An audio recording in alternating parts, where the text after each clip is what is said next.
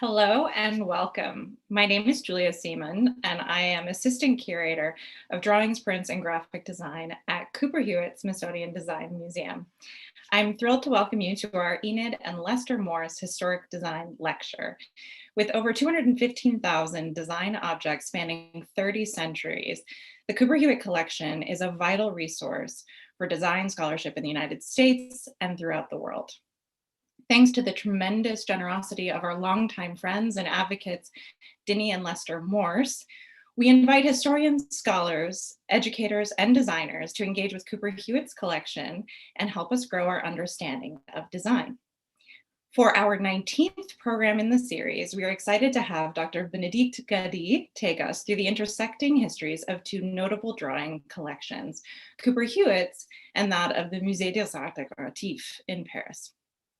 Both were founded as teaching museums, Cooper Hewitt modeled after its Parisian counterpart. And importantly, both museums viewed drawings as material for study and were meant to inspire new work. They continue to inspire us and invite us to consider the role of drawings in museums today. We're pleased to present this lecture in celebration of Cooper Hewitt's 125th anniversary and the Smithsonian Institution's 175th year. During Bénédicte's presentation, we encourage you to use the chat box to engage with your fellow attendees. At the end of the hour, I will open the discussion for questions. You can submit these through throughout the lecture through the Q&A box at the bottom panel of your Zoom screen. Closed captioning is available through the CC icon. Today's program is being recorded, and you can find it on the Cooper Hewitt YouTube channel later, along with other lectures in this series and more. And now I am honored to introduce our speaker. Dr. Bénédicte Gady is the Chief Curator of Graphic Arts at the Musée des Arts Décoratifs in Paris, France. The museum holds an impressive 200,000 drawings spanning the 15th to the 21st centuries. Bénédicte previously spent 8 years at the Musée du Louvre working on 17th century French drawings.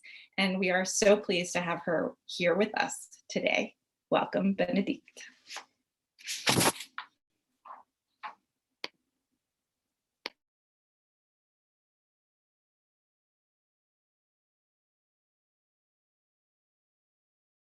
Thank you, Julia. I hope everybody can see my screen. No response, I hope. We can. Yeah, thank you, Julia. Okay, thank you, Julia, for this kind presentation. I would also express my gratitude to Mr. and Mrs. Morse for the invitation to contribute to this wonderful series of Morse Historic Design Lecture. I have decided to give a talk on the intersecting histories of the Cooper Hewitt Museum and the Musée des Arts Décoratifs in Paris, but why me and why specifically on their drawing collections? Of course, it has something to do with the fact that I am currently the drawings curator at the Musée des Arts Décoratifs, and I have been invited by the Cooper Hewitt for this Morse session during the Master Drawing Week on top of it all.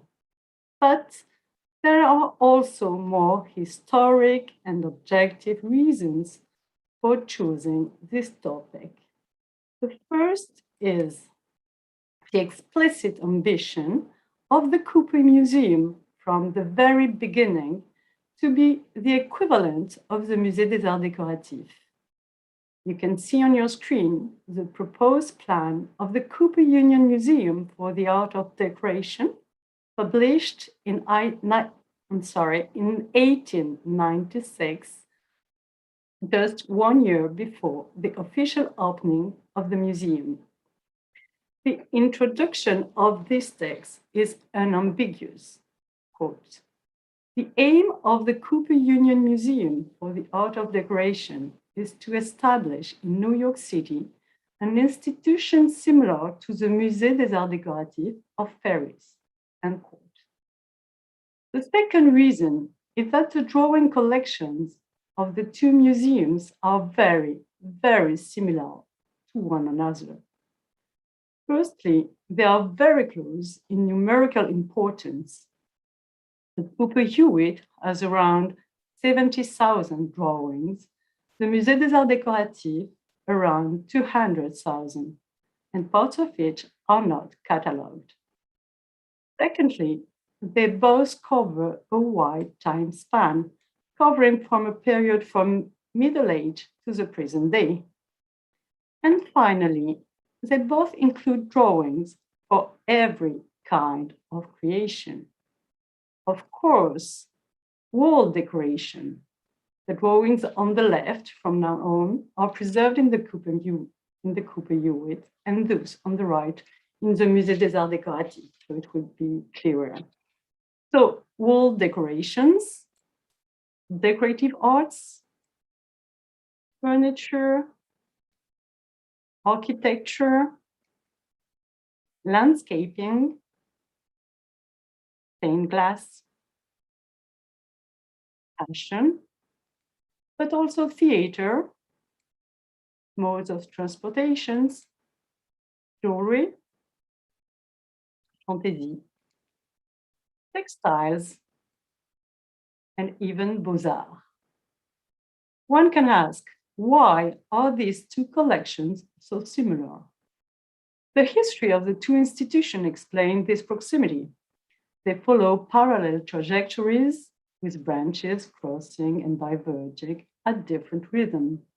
And it is fascinating to observe these two courses. But obviously, it is impossible to study more than a century and a half in less than 1 hour. So I will concentrate on the foundational period, move quickly through the 20th century, and conclude at greater length by talking about the current policy.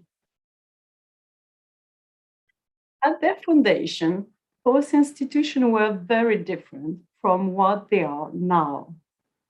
Different because of their vocation, because of their audience, and because of their status.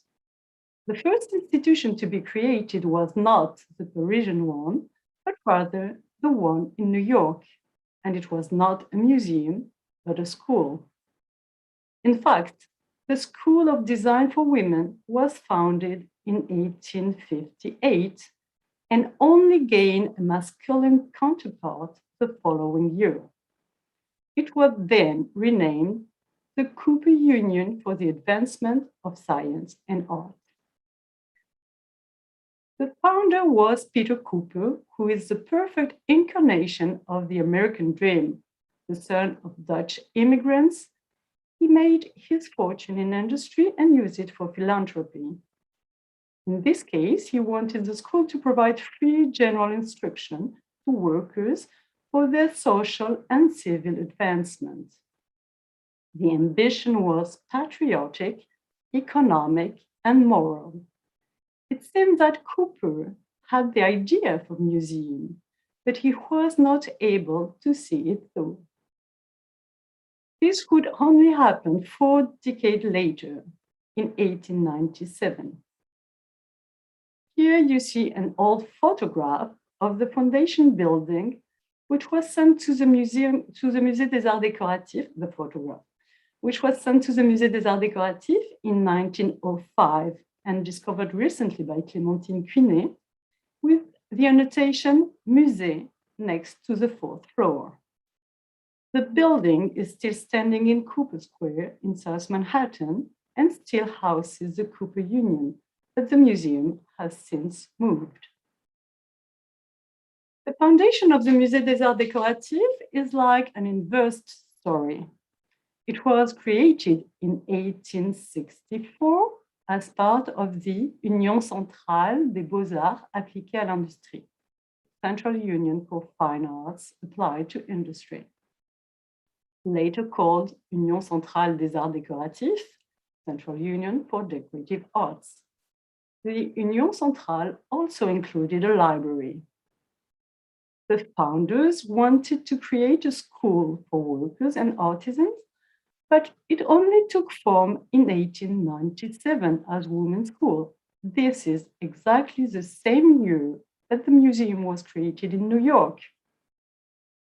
The founders were a group of industrialists, manufacturers, and artisans who wanted to develop and maintain what they called, quote, the just and ancient preeminence of French art industries all over the world. This is a quote of their mission statement. These are not my words. They wanted to be able to face the consequences of the growing competition of London and the effects of free trade and industrialization. Their idea was to mold the taste of both those producing and those consuming. Their objective was patriotic and also generous, aesthetic and philosophical. They argued in favor of the unity of arts, be it fine or decorative. Their aim was also corporatist. They advocated for the recognition of industrial designers. At the beginning, they opened the museum, the library in the Place des Vosges, which was the heart of working class Paris at the time. This was long before the gentrification of the Marais. Its first location was at number 15, the arrow above, then at number 3, the arrow below. To accomplish their mission, the museum and the library were open for free during the day, but also in the evening for the library and on the weekends, so that workers could come study outside of work hours.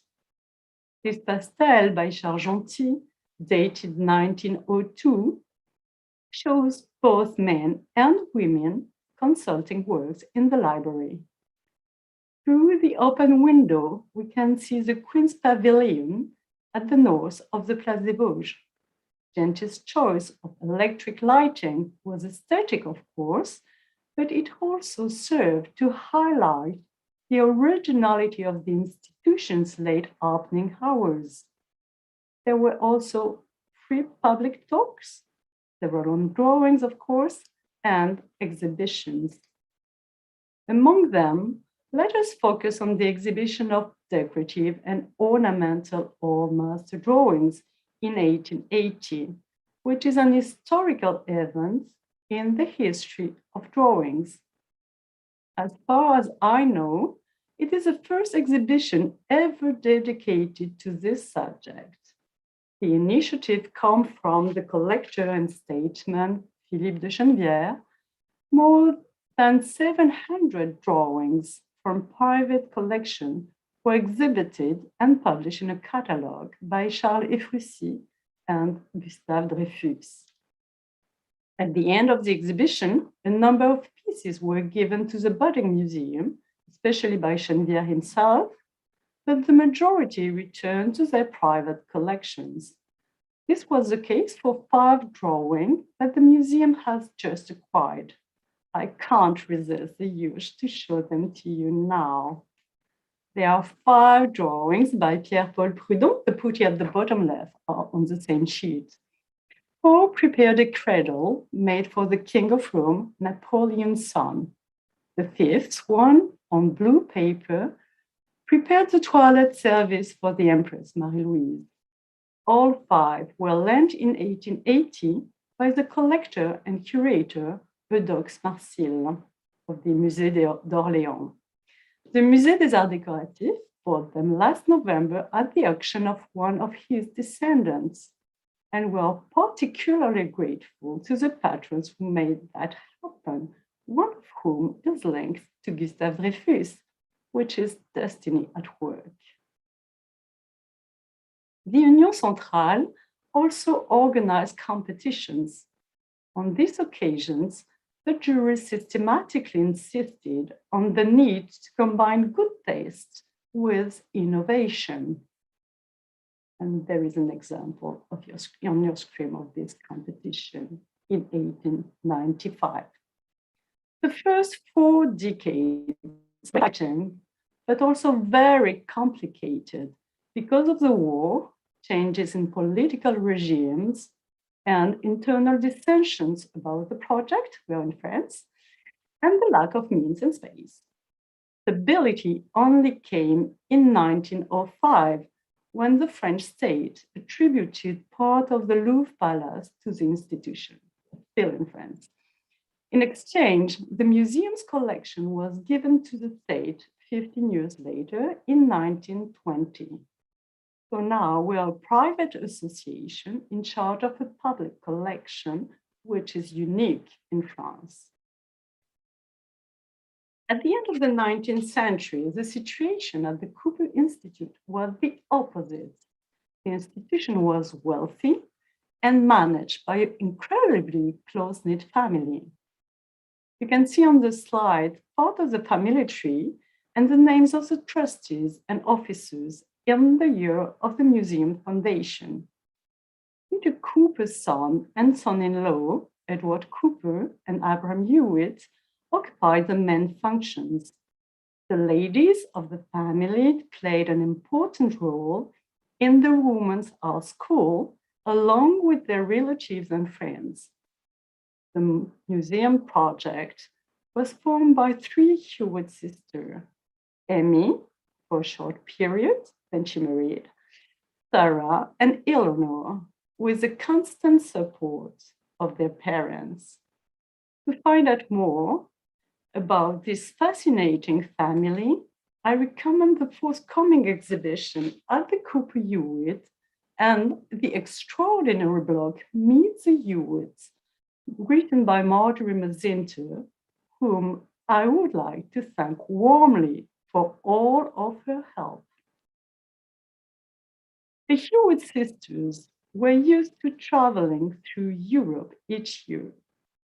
It may seem curious that they didn't choose the South Kensington Museum in London, today the V&A, as their model, since they had English ancestry and as it was the first and most generally admired museum of decorative arts at that time. But it was to Paris that they turned for inspiration instead.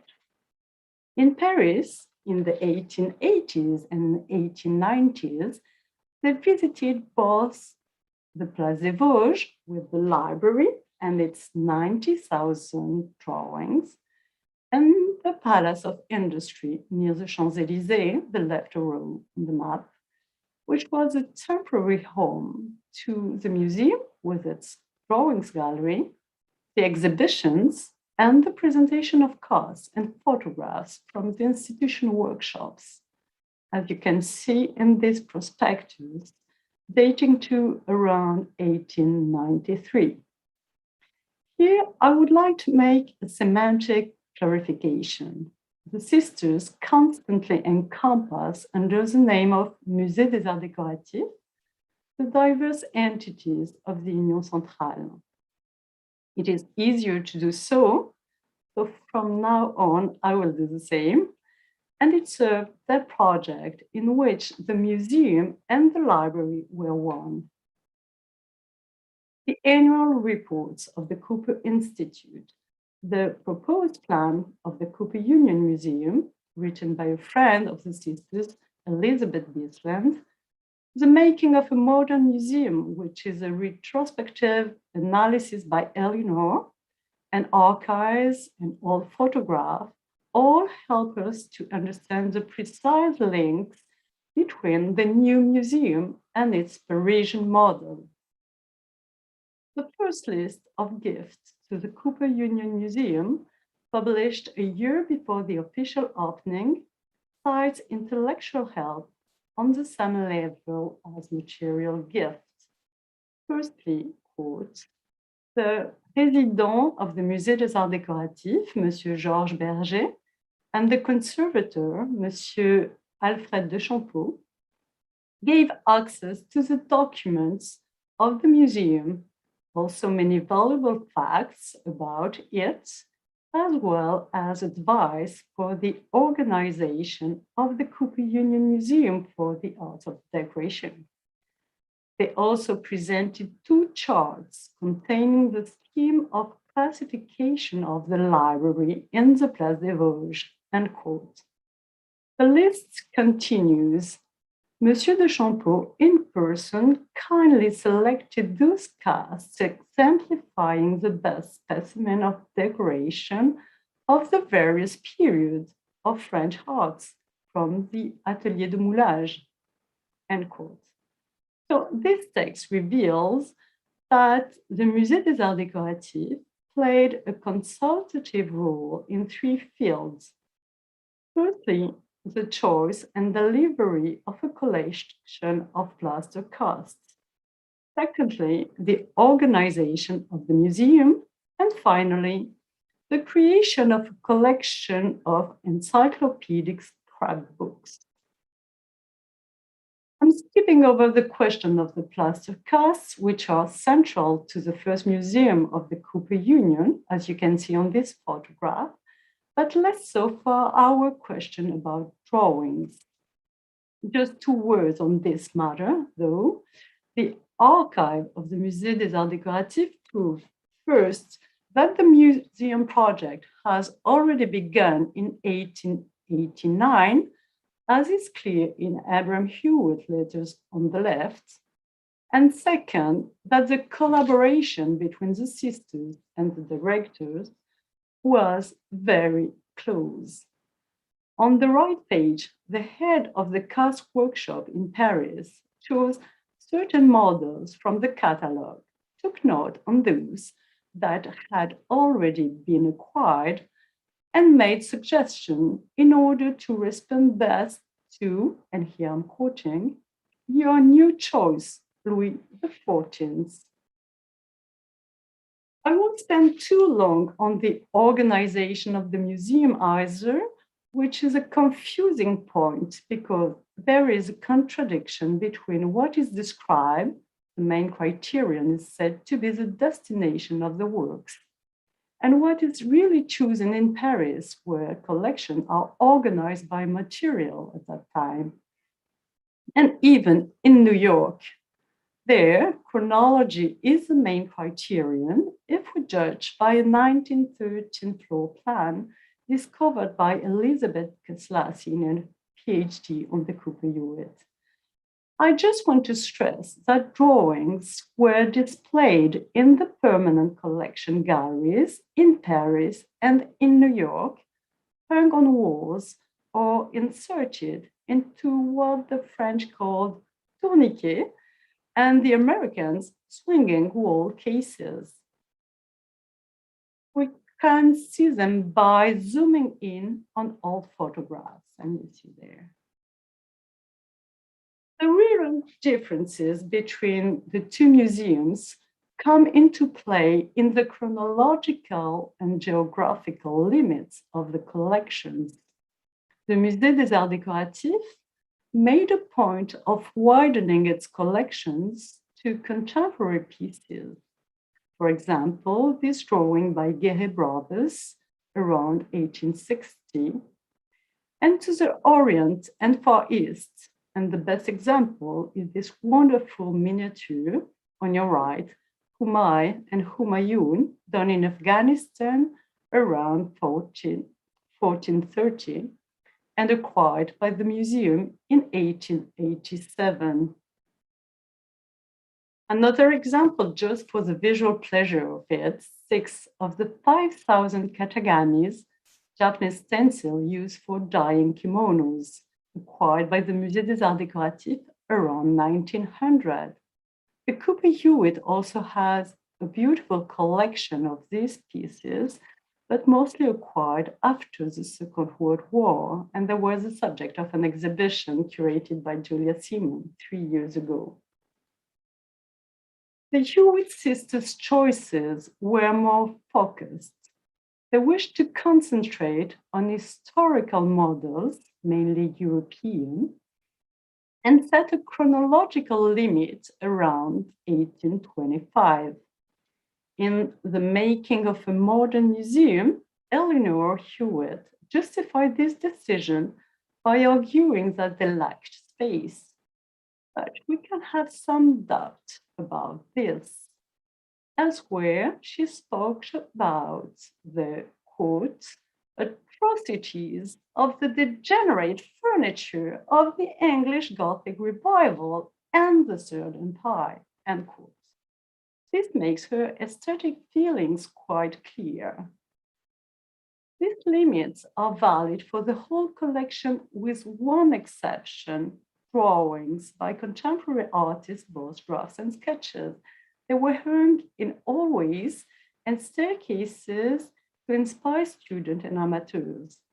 The only names that Eleanor cites are those of history and landscape painters Frederick Church and Winslow Homer and Robert Bloom.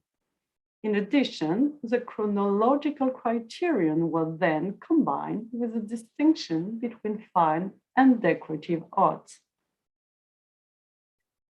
We have seen the choice of the plaster cast and the theoretical reflection on the organization of the museum. The third and most original input from the Parisian Museum for its New York counterpart concerns the library.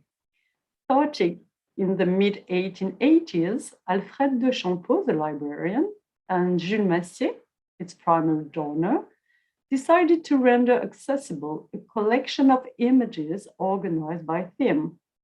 Prints, photographs, pages from books, and press clippings were glued onto sheets of paper and then inserted into albums organized by theme in order to form the so-called encyclopedic collection or Album Massier collection.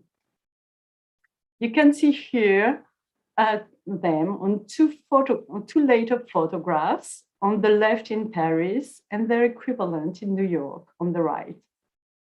However, a mystery still remains. In neither Paris nor New York can we know for sure whether or not drawings were incorporated into these encyclopedic scrapbooks, along with prints and photographs, or if they were in a separate collection of only drawings from the very beginning. In Paris, the 1893 prospectus with theme mentioned them separately, but an internal memo from the library, which can be dated to the 1920s, specifically references the drawing, I quote, the drawing extracted from the encyclopedic collection, end quote.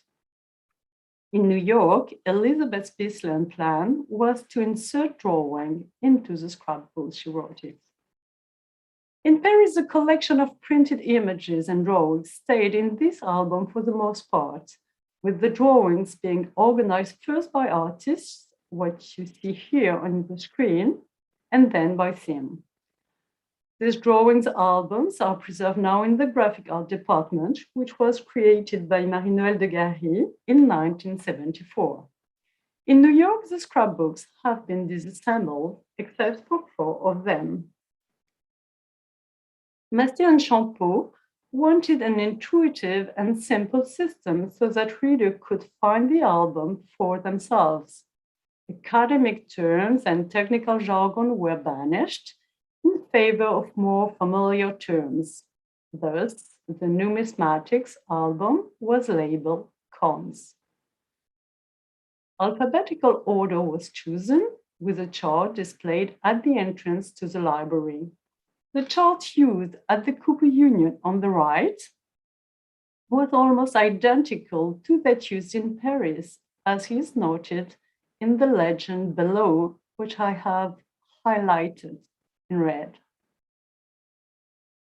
The sisters' principal objective was adapted to their intended audience of students, artisans, and workers. This is where they were the most original. They thought of the symbolic obstacles that could prevent someone from going into a museum. For example, they wanted the entrance to be a welcoming working place, quote, in contrast to the great hall of most museums, end quote. Thanks to the floor plan, I think we can recognize the entrance, the red row, in the photograph on the right. The sisters took on board certain innovation from the Musée des Arts Décoratifs, like allowing visitors to measure, copy, and even trace models. Obviously, they were conscious of the risk of damaging the works, but allowed it in order to make possible the birth of what they called an artistic tradition in the United States. They went even further than their Parisian counterparts. I thought about labels, but it's another story. They conceived of a way of making an intimate connection between the works on show in the galleries, the encyclopedic scrapbooks, and the books in the library. This same photograph shows a mix of works of art, working desk, and encyclopedic scrapbooks on shelves. Unfortunately, we can't read the scrapbook titles and say whether or not that topic were the same as the objects shown in the display case. In this case, it was jewelry.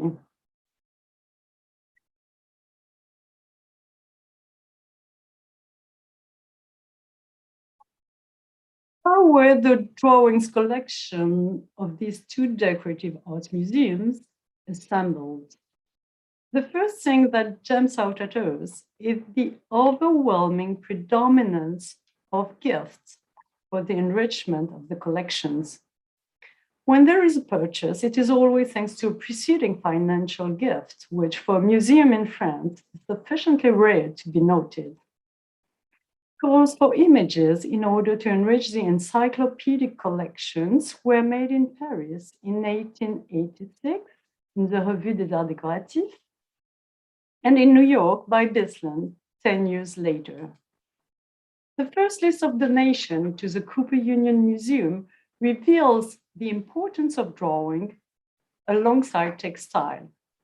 Drawings occupy the first entry and are scattered throughout the list. The names of these original drawings are rarely mentioned. Alongside old master drawings are technical drawings, quote, for monograms, coat of arms, etc., end quote. We can note that the same combination of so-called artistic and technical drawings is also to be found at the Musée des Arts Décoratifs in Paris. The first item is the most precise.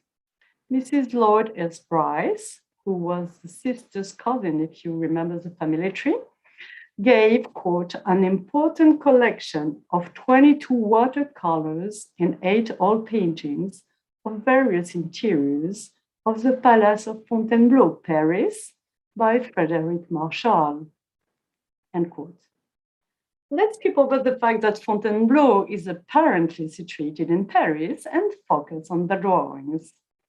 On the left here is a partial depiction of the Gallery of Francis I. It is interesting to note that Marchal did not limit himself to the original decor by Rosso and Primaticcio, but also copied the contemporary editions from the 1860s, such as this section by Jean Allot. The Cooper Hewitt collections prove that Marchal was interested in the various stages of decor at Fontainebleau in the same way he would be in Far Eastern decoration. In the center here, you can see a drawing of the council chamber of Louis XV, decorated with blue and pink cameos, painted by Carl von Loo and Jean-Baptiste Pierre at the beginning of the 1750s, and far right, a part of the Chinese rooms. The annual report says that all of Marchal's watercolors are of interiors at Fontainebleau, but a closer study proves that the painter depicted more varied interiors than just of tombs of Fontainebleau. For example, this watercolor I'm showing you here bears the annotation of, in red, Hôtel de Cluny, Paris. The Hôtel de Cluny is a private mansion in the Latin Quarter in Paris, dating to the 15th century. In the 1880s, when Marchal was copying these interiors, it had already been turned into a museum. but it was a museum of Middle Ages, which may seem surprising when looking at the motifs represented here on what is a 17th century ceiling. It is, in fact, one of the most famous ceilings in Paris, that of the bath in the Hôtel Lambert, painted by Eustache Le Sueur in 1652-1655. It was maybe the most delicate and poetic of interior decors of the 17th century before being destroyed in a fire in 2013. It is known thanks to a series of 18th century engravings here at the right, and also thanks to photographs taken before the fire. Here you can see a picture that I was able to take personally in March 2009, taken purely for memory. I'm so sorry for the definition. I could never have imagined that what I was looking at would disappear shortly thereafter. But why has Marshall written Hôtel de Cluny at the bottom of the watercolor and not Hôtel Lambert? Because he did not work directly from the original ceiling at Hôtel Lambert, which was the private residence of Prince Czartoryski at that time, but rather from a copy that was displayed at the Musée de Cluny. This copy still exists. It was made by Savinien Petit 30 years earlier in 1851 at the request of the French government at a time when the Hôtel Lambert was threatened with destruction. It was exhibited at the Musée de Cluny until 1927 before being put into storage. It will soon undergo a renaissance, though, after restoration, when it will be exhibited at the Musée du Grand Siècle, which is due to open in 2026. Marshall watercolor is thus a testament to the attraction of Le Sueur's painting, even through its copy at Cluny, and it heightens our sensibility to the fragility of works of art that we should never forget, both in and out of museums. Each donor brought a personal touch to this collection of drawings through their gifts. Mrs. Hewitt, for example, gave, quote, a collection of original 18th century drawings by the best French designers, end quote. Here you see 3 of these drawings that have remained anonymous: cups, mirrors, and snuff boxes, all bear witness of Mrs. Hewitt's double passion, decorative arts and the 18th century in France. Obviously, the family visit to the Musée des Arts Décoratifs must have reinforced this patience and influenced her daughters far more than the English part of their heritage.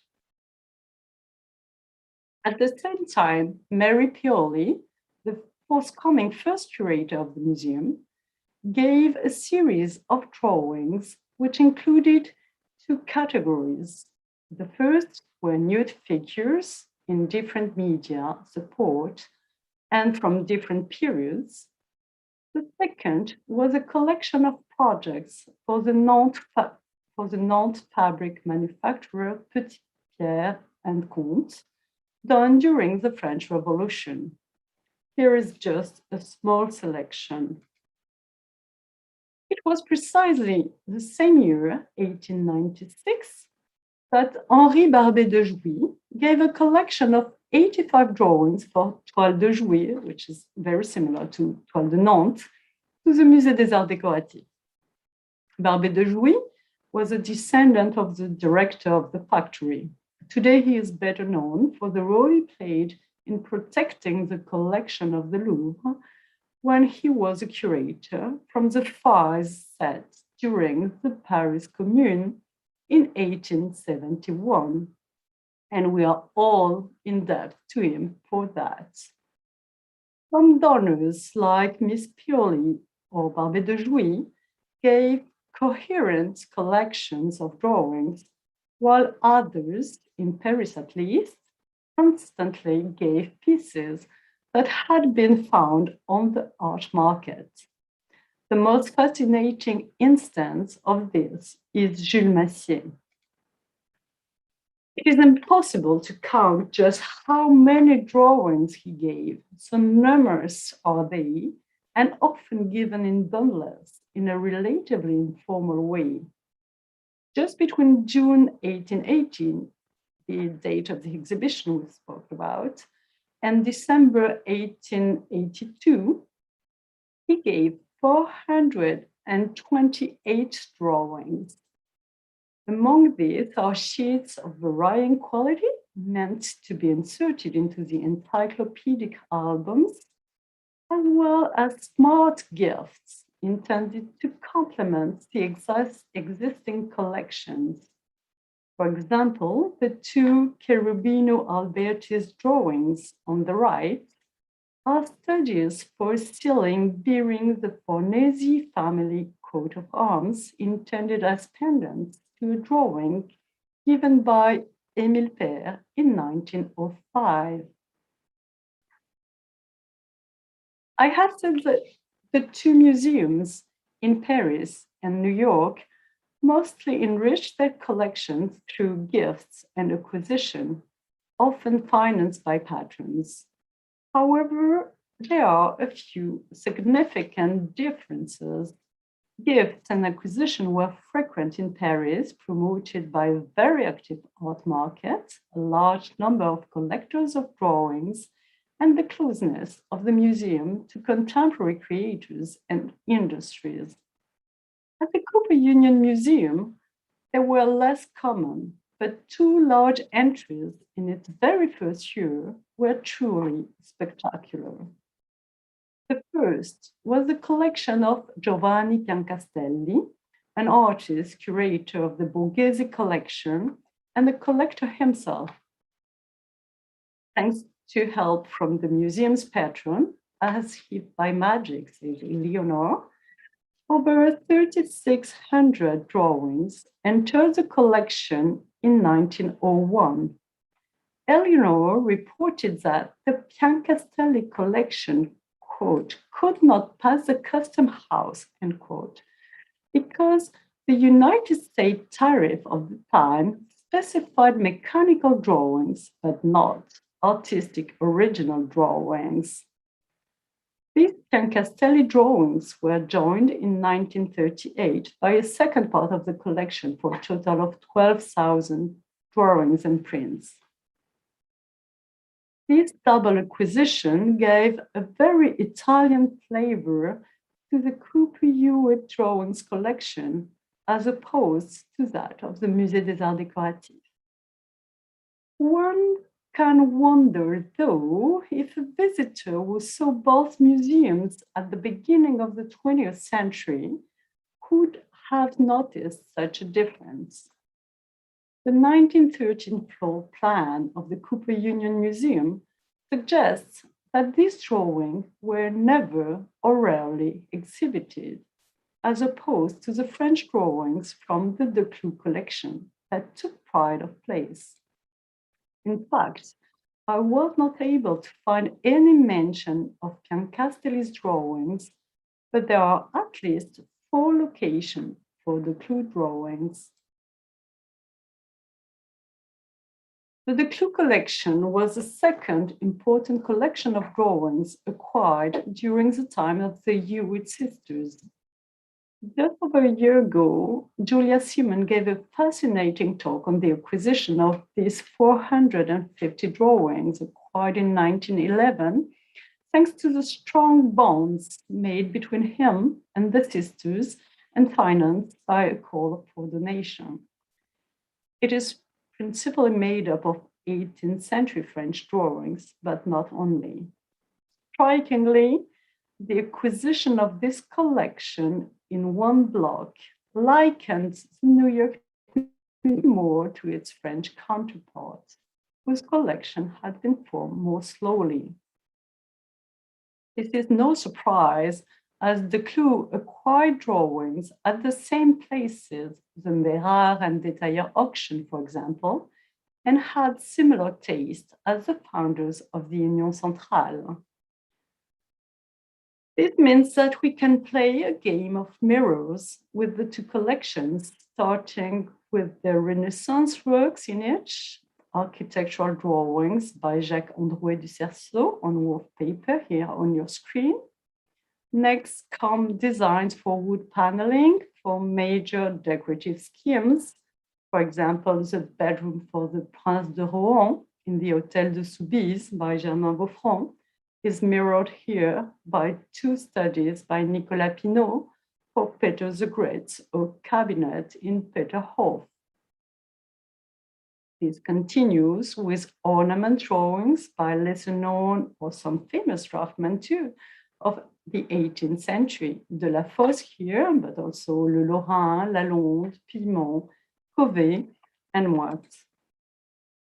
Some connections have only come to light recently, such as letters by Gilles-Marie Oppenord, acquired from the Clou, here the one on the left, which served as the basis for the attribution of two anonymous letters in the Musée des Arts Décoratifs collection to the same artist, independently by two specialists on Oppenord, Jean-François Bédard and Peter Fering.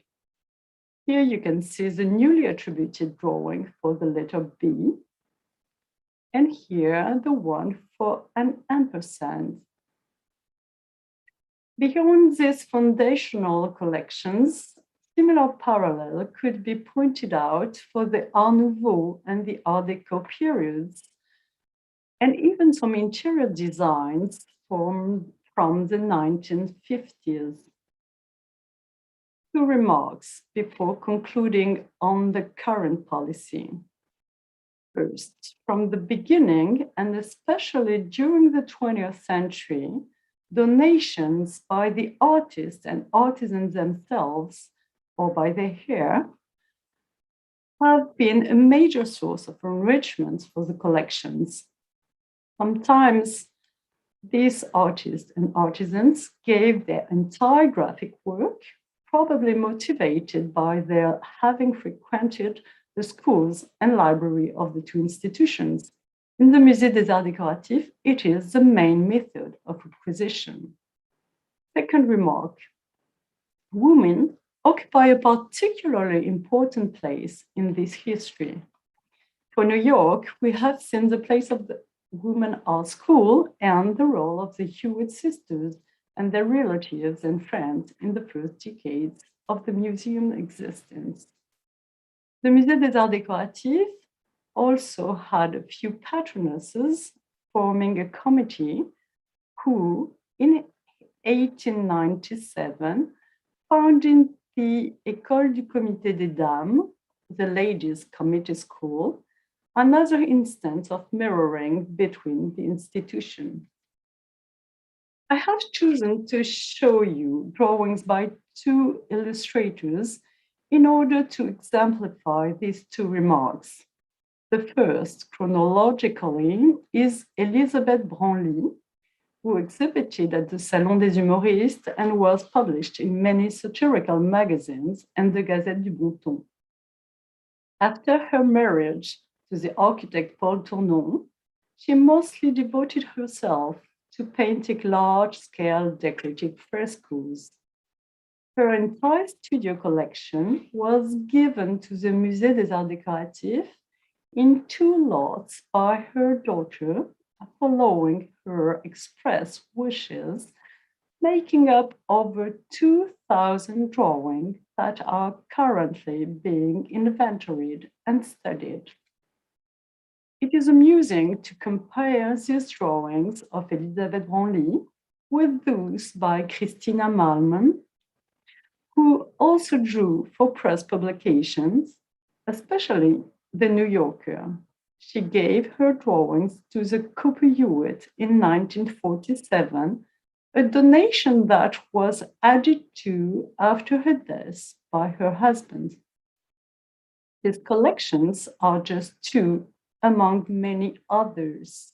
And here I'm showing a data visualization of the collections in the drawing department of the Musée des Arts Décoratifs that we did recently.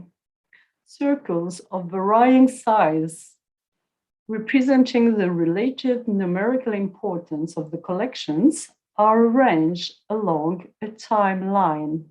The smallest circle on the far left represents the 24 drawings by the cabinet maker André Charles Boulle and his studio, while the biggest one at the bottom in the middle represents the 20,000 drawings from the Fouquet jewelry brands.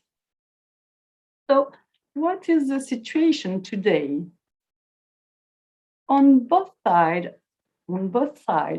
of the Atlantic, the collections of these decorative art museums have lost their function as training tools to become works of heritage.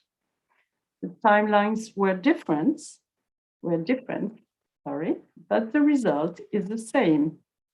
The collections of the Musée des Arts Décoratifs in Paris were nationalized in 1920, as I have said, and the Cooper Union transferred the museum's collections to the Smithsonian Institution in 1967. The creative context has also changed.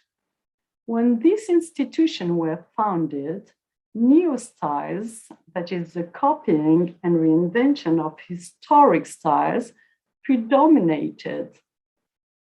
The thirst for images that was quenched by direct access to the collections during the 20th century finds other sources in the age of internet. Faced with these immense, fascinating, and only partially inventoried collections, what are the priorities today? Given the vastness of the Musée des Arts Décoratifs collection, we decided with Olivier Gabet, the director of the Musée, that the acquisition policy would be very targeted. It now favors major heritage works, as we have seen with the drawings by Prudhon, and drawings that are related to other works already in the museum. For example, this drawing by Nicolas Lancret was recently acquired because it is preparatory to a panel of the Hôtel Perrin de Moras, as Axel Moulinier has established. This is a point that is common with the Cooper Hewitt policy. Here on the left is an acquisition from 2019, a drawing by Stradanus, a Dutch artist working at the Medici court, which completes the corpus of more than 300 drawings that enter the Cooper Hewitt with the Pierre Castelli collection. It is a very finished drawing, which is the result of a long searching process through sketches that already belonged to the museum. And for more on this, I refer you to the very fine catalog entry online that Julia Simon wrote for this acquisition. The Musée des Arts Décoratifs also continues to acquire artist collections which are representative of the vitality of creation in the sphere of decorative arts. Thus, Laurent de Comines generously gave drawings he did for a rug being woven at the Gobelins manufactory, but also for Pierre Frey wallpapers and Haviland porcelains, and many others. Our first mission is to make the collection known and to open them to visitors with maximum transparency. This is why we organized in 2020 a large exhibition of 500 drawings presented both in the exhibition rooms and the permanent galleries. That was not the best year to have them seen by the widest audience, but it remains as a film on the web and a catalog. We are also very attentive to the more specific audience of students, researchers, and young professionals for whom these collections, still to be catalogued and restored, are an uncharted terrain in which they can learn and work. And it is on these images filled with the passion of young students, curators, and conservators in training that I would like to close this conference and take some questions. Thank you. Thank you so much, Bénédicte, for that very insightful presentation. I'm excited to open up our Zoom session now to questions, and I'll remind the audience that you can continue to add questions to the Q&A box on your screen, and we'll get to as many of them as possible in the time remaining. Thank you so much, Dr. Gady. I want to begin with actually a sort of simple question, which may have a more complex answer, which comes from the audience, and it asks you what you were surprised by in studying the connection between the two institutions, if you learned something that captured your attention in a new way. And I'll add to that question, my own question, which is whether you encountered any experiences in which the Parisian Museum was inspired by what they learned in New York and that communication. So not just Paris to New York, but also New York to Paris. Okay, thank you, Julia, for these questions. I must confess that I discovered, for me, everything was new. And I was very surprised by this first sentence of the introduction of the proposed plan by Bisland. So that means clearly that the Cooper Union Museum was inspired by the Parisian one. I must say that the thing that most struck me is as the reflections but it's out of the field of drawings, the reflections from the Hewitt Sisters that Eleanor just wrote on her Making a Modern Museum, for what I told the symbolic obstacles for museum, and more of everything, her reflection on the labels. Because what she wants was to have a museum in which visitors would be able to change place of the objects and do comparison and just put them on the light and then change the places. And so she said, if we want to do that, we have to have them labeled, because if not, how will we do? And then she made a reflection on labels, and she said it's absolutely fascinating because it's really the sources of our educational department. She says, okay, we do have to do some labels, but which kind of information do we have to give to the audience? And she said, sometimes people don't know when is the 15th century. So we have to explain it's from 1400 to 1500. And then you say 80, but if we explain that it's Anno Domini, it will be too long. So, okay, we can manage with this not understood. And so she does a lot of comments on that. And I think it's very inspiring and very, I don't know if the education department knows that page, but it's absolutely... It's not something I've ever paid much attention to in looking in that history, but you're right, it's still, these are the questions that every day we grapple with in trying to understand what information is the information that our audience wants, that they know they want, that they don't know they want, and how to do that. And she said that we have also to take their attention by a detail, to catch their attention by explaining, for example, I don't know, the hand or something, just to catch their attention. And then, this is very funny and not current at all, she said, at the end of the label, we can put bibliographical reference so that students don't have to go to the library, which is a real relief for them and the librarian. Let's find that very and the funny. idea of putting a bibliographical reference at the end of a label, of course, we would never do it now, but it does reinforce the idea of the collection as being a launching pad for learning and education, which it always was in our two museums. I would note about the display of the Castelli collection. I do think that some of the drawings were on view, but they were not individually prized the way that the French drawings were. The French drawing collection, as it came from the Declus, particularly in 1911, was a much fancier collection, important artists, bigger, more refined drawings, and they were put on view in frames on the wall and very celebrated. The Castelli drawings are mostly working drawings, many unattributed, small and preparatory sketches, also some architectural drawings. These were, I think, available in those swinging frames that you see. Some of those were there. Also, many of those drawings have pinholes. Do you have pinholes in any of your drawings? A lot.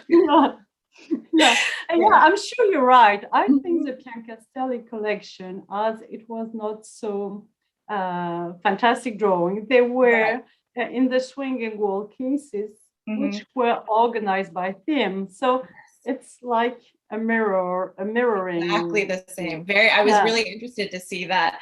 I love the idea, in a way, of going to a museum and being able to flip through drawings like that at your leisure. Which brings me to another sort of easier question, perhaps from an audience member, about accessibility online and how much of your collection can we find online now? Okay, it's a hard question because it's hard for us to. No, you're right. We are just changing both our basis and our policy. And now they're not, I think you can find online 15% of the collection, but the most interesting part, I must confess. But I think we will change our policy and put online to some entries that don't have photographs, because until now, the museum policy is not to share entries when they're not photographs. So it's interesting for communication, but for researcher, I think it's really a limit. So maybe we will change that. I think we will change that. But some portion is online. It's really interesting, in part because we have a bit of an opposite situation where we have many photos available online, but because we are switching from hard copy paper cataloging to digital cataloging, and as you mentioned, and I think our audience knows, Cooper Hewitt's collection of works on paper, especially the drawings, is one of the largest in the country. It's a very large collection.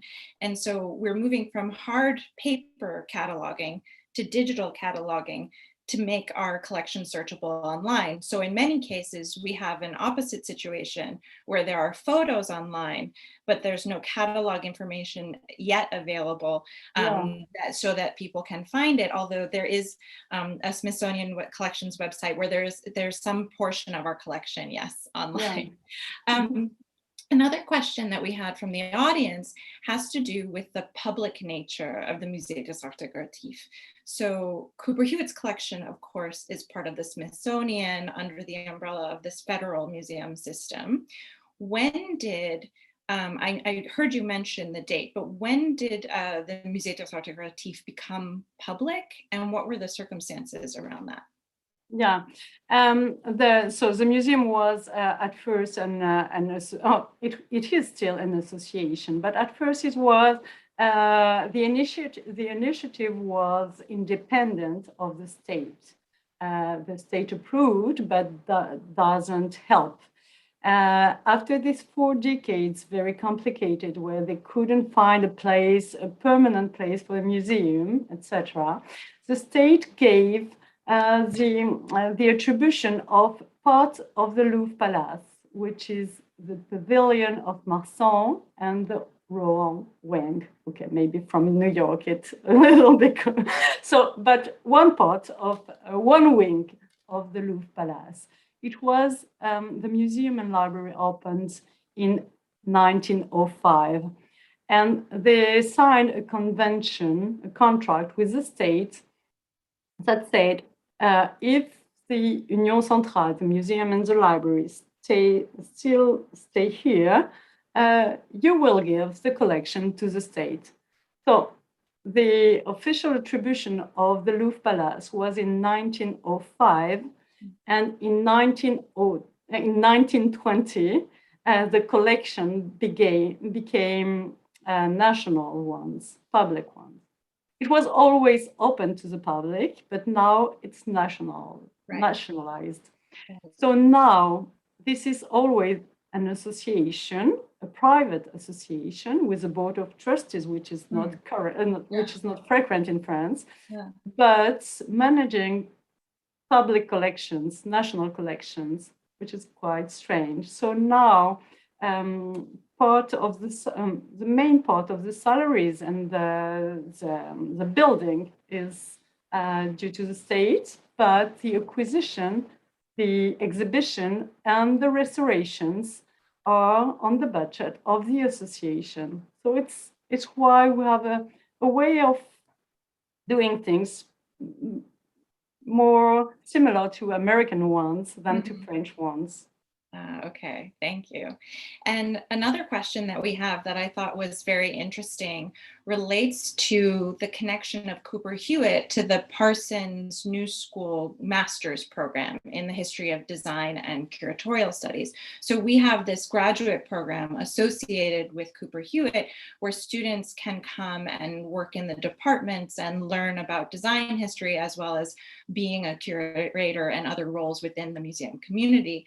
Do you at the Musée des Arts Décoratifs also have a similar sort of educational program associated with the museum? Yeah. We have a lot of educational programs. And for the research or university programs, we have lots of links with the École pratique des hautes études, who has a specific decorative arts department now by Rosella Froissart, who did her master degree on this history of the Union Centrale des Arts Décoratifs. So the links are very profound, and also with Sorbonne University, of course. And sometimes we also receive seminars from the Parsons School in Paris. I have a question that is for me, I think, about the Declue collection. So the group of approximately 450 drawings that came to Cooper Hewitt in 1911.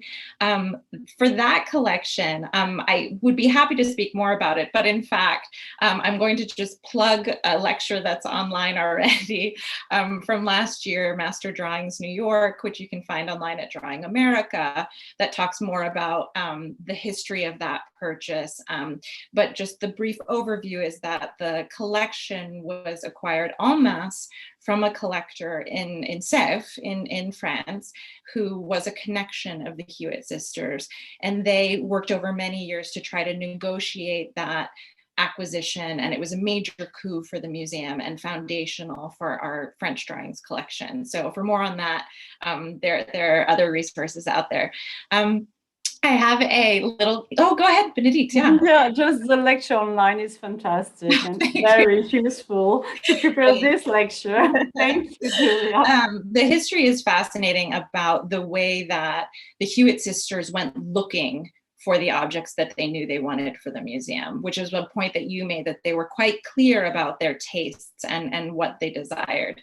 I have a little bit of, oh no, here's a good one. So someone has asked whether the data visualization that you made that showed the different individual collections for specific artists, how that different viewpoint of seeing the data visualization, how that affected, or if it affected, how you're collecting now. Did seeing the graph, where you could see all of the great number of, I think, 19th century designs, the 20,000, versus very small monographic collections, whether the information that you got from looking at the data in this way affected how you approach acquisitions after the fact. Okay, I would respond in two times. I think it doesn't change a lot our acquisition policy, because we have a very targeted acquisition, financial acquisition policy. And we receive gifts, but they are contemporary generally, or sometimes gifts that come to complement the collection. But the data visualization doesn't help too much on that. But the reason for we did that, it was to understand ourselves, the composition of the collection, but also to give ideas of subjects for the students, for PhD students. And in this sense, very different, it helps a lot. Mm-hmm. And some of them have decided to work on a corpus of drawings, looking at the visualization in the exhibition. So it's very pleasant. I found it personally, I mean, it's very exciting, and I would love to be able to see a similar sort of graphic for our collection too. I have a specific question that comes out of our work today in drawings, prints, and graphic design at Cooper Hewitt and with our colleagues in other departments. And that has to do with the connection between how we collect drawings, design drawings for other projects that fall into other departments in the museum. Decorative arts, textiles. And one of the questions that we deal with much more frequently in recent years has to do with the fact that while we love to buy drawings related to projects, as you've shown, in many cases, contemporary makers are working in a digital format and using computers to work out the processes of their designs. Do you have a policy or even a personal feeling or an institutional approach towards how you move from works on paper as the place where artists and designers do their work to a more digital format? Do you collect digital objects at the museum? It's more or less the same response that the one on the drawings online, because we have collected some of the digital designs, but it was very specific when an artist was invited to do a project and offers a digital part of his work, but we have to build a real policy on this, which is not clear. Until now, in the drawing department, we only collect drawings on paper. And as we have so many things to do to have them inventoried and restored, this is our priority. But it's a good question, a real important question. We will discover together, I think, how this turns out in the next few years. We have a new emerging digital department at Cooper Hewitt that is working this out with collecting objects or designs that are born digitally. But we do sometimes also collect works on paper related to digital designs. So it's new territory and something we're working out. A final question for you, and this one is a bit of an easy, gentle conclusion for us today, which comes from Heather McDonald. And she asks, she's asking both of us, but I'm going to ask you, can you dream of any future collaborative projects between the Musée des Arts Décoratifs and Cooper Hewitt? Oh yes, there's so many parallels to build, of course. What do you think? for me, particularly exciting because I know our works on paper collection, and particularly having spent a lot of time in the French drawings and Italian drawings, seeing how closely connected our collections are in those areas. I think there's a lot of opportunity to learn more by pulling things together there. And so that, I think, the answer, Heather, is yes, it's lovely, but how to do it, Let's do not it. exactly sure. With that, unless there's anything else, Bénédicte, that you'd like to add, or any last minute questions anyone wants to throw at us, I think we'll wrap it up. So I want to just quickly bring to an end our program, and thank you again, Bénédicte, for sharing your scholarship and your hard work on both of our collections, and to thank our audiences, both in France and the United States and everywhere else, for joining us here today. Thank you. Thank you. Goodbye. Thank you.